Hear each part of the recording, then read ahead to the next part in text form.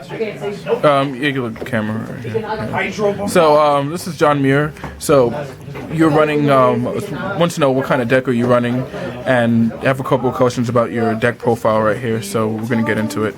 So, what kind of deck are you running, by the way? I'm running ArmorDragon from Dragon World.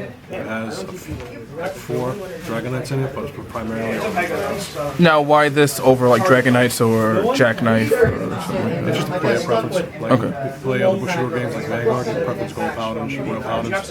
I choose ArmorDragons over Dragon Knights. Okay, cool, awesome. So we're just gonna get into the deck profile. So as you can see, this is what you're running. It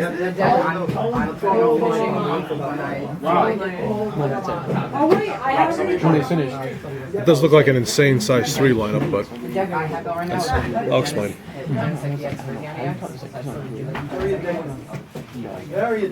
No, and then he tried going with Mr. Oz. Okay, so we just want to know, I see you have a lot of grade 3s. I just want to know what was your reasoning for all these grade 3s? Well, the size 3s I portioned out to the rest of the deck. For instance, I used to play 12 1s, 12 2s this way. If I had one in the field, I always have the other. And I could always do what's called a triple offense, which is just 2 creatures and an item. And the size 3 would just sit in my hand and wait for my opponent to destroy my creatures, and then I would capitalize on my size 3's effect. For instance, the size 3's that I play, there's Infernal ArmorDragon. He's primarily the card that gives me the most advantage, because turn 1, hopefully I go first. I'll play either Drum Bunker or El Quixote. They'll destroy it, and then they'll have at least 2 monsters in the field, in which case I'll play Inferno.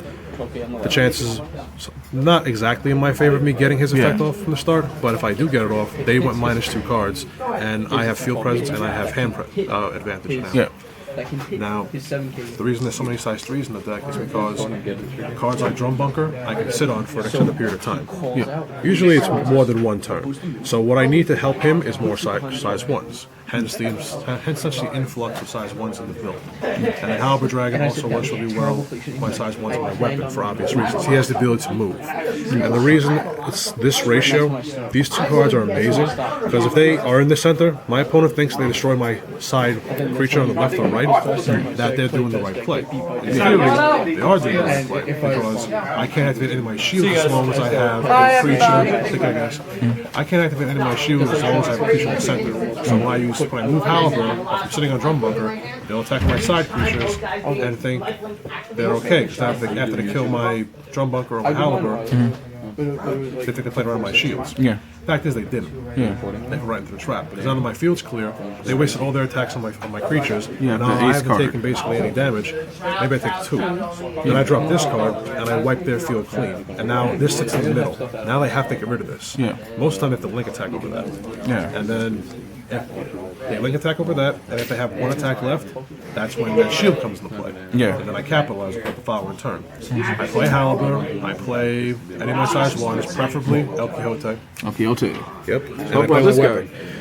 Well, El Quixote is amazing in Dragon Knights or ArmorDragons because it doesn't matter which build he's played in. When he does damage to the opponent, you get to charge that part of your deck. Yeah, free +1 engage. Yeah, he's a very good card in combo with multiple copies of this card, Rising Flare Dragon, because if you're not playing Inferno, you can play Rising Flare, blow up his center, play a weapon, play El Quixote, and then swing directly. And you have 3 attacks going for like 2 damage each. So that goes half your opponent's life if they don't have any responses.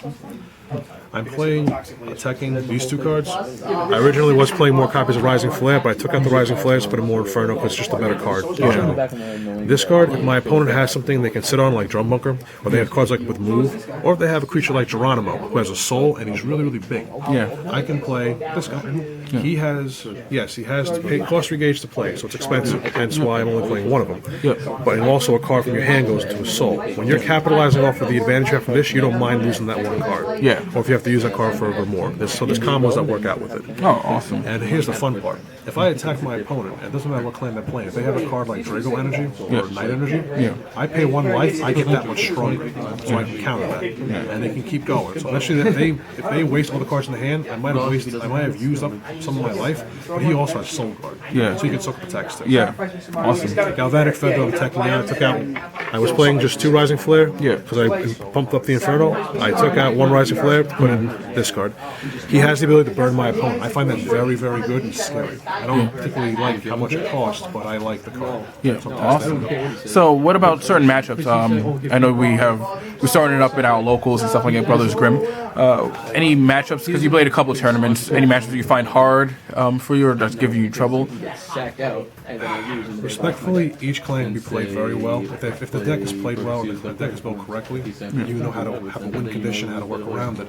It can be a challenge no matter what you play. You just need to play around it. For instance, if I'm playing against any deck, they all play size 1s. This card is amazing.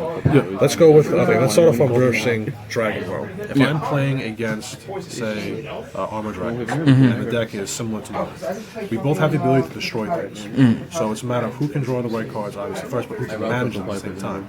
Like I told you, I'm managing Haliber and a Drum Bunker, and they think they attack my size 1, they're doing a good job. The fact is, they attack my size 1s. I'm just, they're letting me play my size 3s without having to sacrifice anything.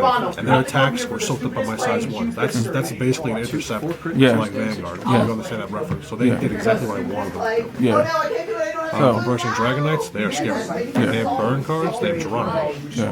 My deck says, I don't care what you're playing, I'm blowing it up, or I'm penetrating it. Awesome. So we're not going to take a look at the side just because I figured it's probably something you want to keep later for the regional that's coming up in White Plains, which we will see you. So we'll just leave that after the regional if you don't mind, I guess.